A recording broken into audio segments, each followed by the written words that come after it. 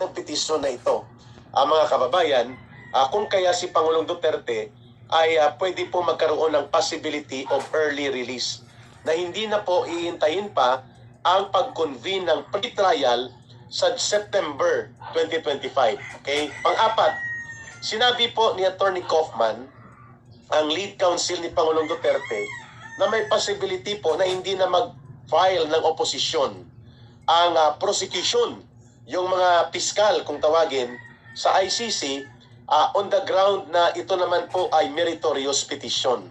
Ibig sabihin, naaayon po ito sa Rome Statute, naaayon po ito sa Universal Declaration of Human Rights, naaayon po ito sa tinatawag natin na United Nations Convention on the Protection of Civil and Political Rights. So, malamang po ay nagkaroon na ng liaison work sina Attorney Kaufman kaya sa grupo ng mga prosecutors, bagamat si Chief Prosecutor ng ICC na si Kiram Khan ay on leave dahil sa kanyang kasong kinakaharap hinggil po sa sexual abuse or sexual related case of complaint, no, harassment ng isang staff niya. There are still the panel of prosecutors. At sinabi nga dito ni Attorney Kaufman na wala pong pagtutol initially.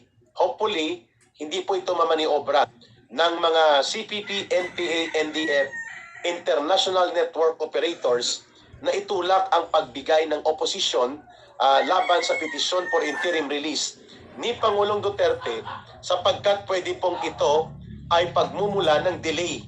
No, kasi ang sinabi ni Attorney Kaufman, as of the moment, the prosecution panel is hinting that they are not going to file an opposition to this petition or urgent motion for interim release of former President Duterte. Ba, maganda ito.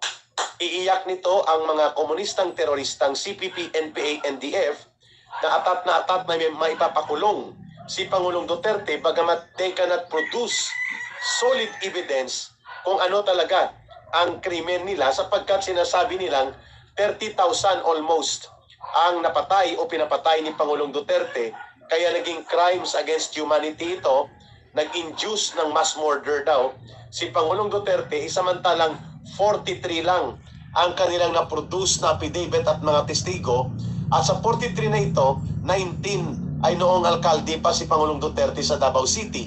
Hindi pa siya